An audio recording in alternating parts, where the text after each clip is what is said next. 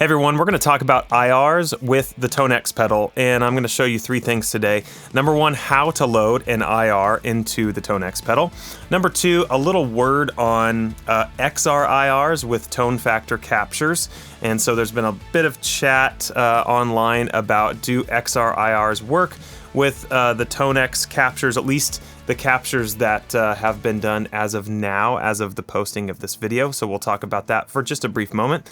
And then number three, if you're using two ToneX pedals and you want to reverse the polarity of an IR on one of those, just to have them matched and balanced and all that, I'm going to show you a trick on how to do that in Logic Pro. So let's just get right into it. Number one, how to load an IR onto the ToneX pedal. Let's go. So first thing you'll want to do is open your ToneX software, and how I have it running right now, my guitar is plugged straight into my interface, and I'm using, just this ToneX. I'm using my Universal Audio Thunderbolt. It's an Apollo unit.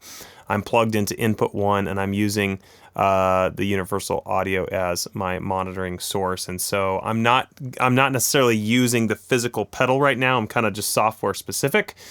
And so just doing that. And so pull up the ToneX software, go to the preset, not the tone model, although you can do it there, but I don't know. Go to the preset and find a preset that you want to add an IR to. Now, a lot of buzz has been going on online right now, at least as at the time of posting, about tone factors, captures paired with their XRIRs, and so that's kind of my focus right now. So let's just load up the Tone Factor AC30 6TB breakup.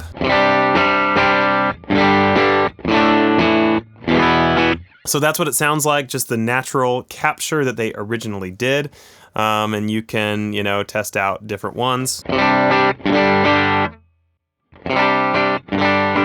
Whatever. So find the one you like. You want to add an IR to it. Let's just do this one, Breakup 76D. That's my favorite. Go up here to the cab section. Click on the cab section. Come to Custom IR right here. Now, I have a whole bunch of IRs loaded. Yours might be blank if you've never loaded an IR. That's okay. Just hit this plus button and then go find that folder. I have mine organized. I have this whole thing, so tone factor, amps, captures, IRs, all that stuff. I have an XRIR folder. Click that, find the amp match, if you will. In my case, it's the AC30. So click on that, impulse responses, pick the 96K one. They work, so use it. And then tone factor starters is a great place to start. Kind of some of my favorites were the 545, 3 enhanced, and yeah, so I loaded some of these in already, so I'm not going to load more in, but once they're here, then you can start auditioning things. And so this is the 545, 3 enhanced right here. Now I noticed they're a little bit, when you load an XRIR, a little bit louder than the stock captures, and so you just have to adjust that on the model volume after you import it. But you can just, if you import multiple IRs, you can audition them.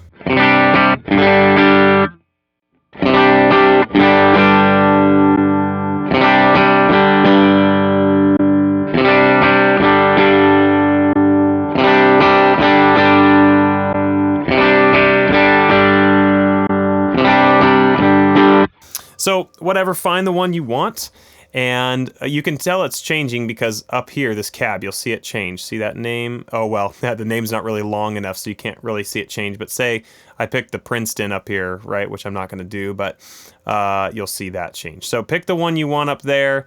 The cab did change. See, we're just doing the tone factor natural capture of the amp section with the XRIR. Now, a note to say, just to sort of like defend tone factor, David Hislop got back to me in the middle of all this, and he did let me know that they didn't really intend to capture, the way they captured their amps is not necessarily conducive to the XRIR thing for this, because they didn't capture the amp head separately from the cab.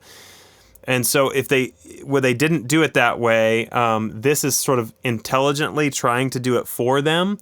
But the best way to add an IR on the ToneX is if the amp head was captured separately from the cab. And there's a way to do that, but they did not do that when they were originally capturing their first run of their ToneX captures. Does that make sense? So your mileage may vary with the XRIRs and pairing them with the tone factor captures. But this is, if you're not using tone factor stuff, whatever, this is just how you load an IR in general, all right? So moving on. So you have, let's say you're happy with that. Click the X out of here. And then what you're gonna do is click this button right here to save that preset. Now name it something different. So maybe we'll say, you know, break 76 XRIR 3, right? Just give it a name, whatever name you want. Save that. Now it's saved right here. And so now I can hook it up to my hardware pedal, go to the librarian, and I have it connected already. Find an open spot. You know, let's just, for kicks, throw it in 5B right here. Go like this. Overwrite, and now that will go locally on my pedal. All right, so that's how you load an IR into a ToneX pedal. Now, for those of you running 2 ToneX pedals, or for those of you running any other sort of IR on 2 units who need the ability to reverse the polarity or invert the polarity of an IR, I have a quick way of doing that in Logic Pro. So for my case, when I was testing out different XRIRs with the tone factor captures, I did need to invert the polarity of a couple of the XRIRs because they were out of phase with each other. Just a quick note to say that the XRIRs themselves are all in phase with each other. It's just that the original amps that were captured, at least the ToneX amps, some of them were out of phase with each other. So if you load an IR into one of those, you can actually correct the phase by inverting the phase of the IR itself. Okay, back to the original video.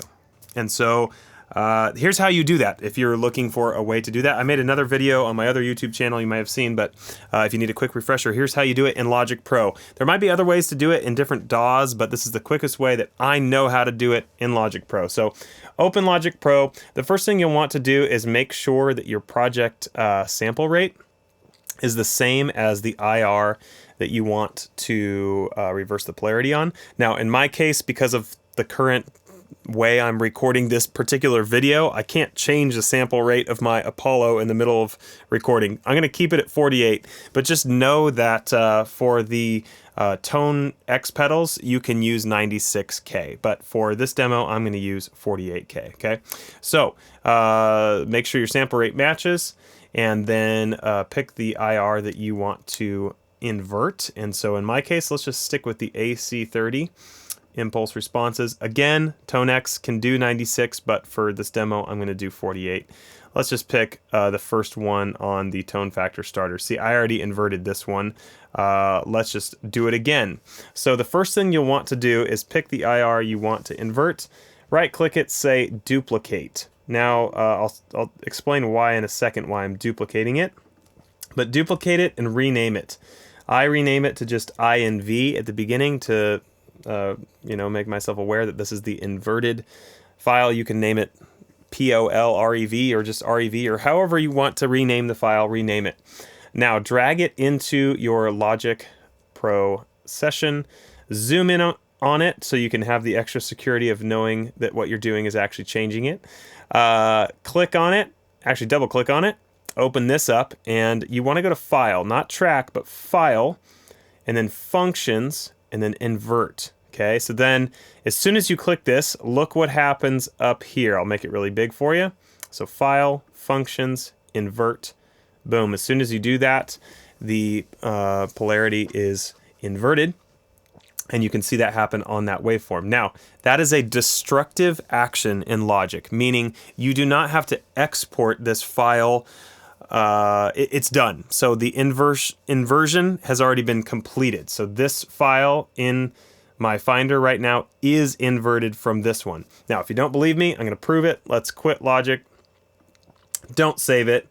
Let's open another blank session and let's throw it up here, and then I'm going to drag both of these, the inverted one and the non-inverted one, in. We're going to see what happened. So let's zoom in on them, and you'll see that they are reversed, inverted from each other. So there you go. That is how you reverse the polarity of an IR, and then you can load that IR just like I showed you at the beginning of this video. So hey, if you found this video helpful, really appreciate if you like and subscribe, do all that stuff. I've also got an Instagram page that I would love for you to check out. It's full of stuff that really are geared towards the worship guitar player. If that's not you, that's all right. But if that is you, check that out. I really encourage you to just take a look at that. It's got a lot of encouragement for kind of getting towards the heart of worship, what worship really is, and then also a lot of gear related stuff. And so that's what this whole channel is about. The Tone Shepherd is about equipping the worship guitarist to just approach your craft with a ton of heart, a ton of integrity, a ton of understanding of why we do what we do.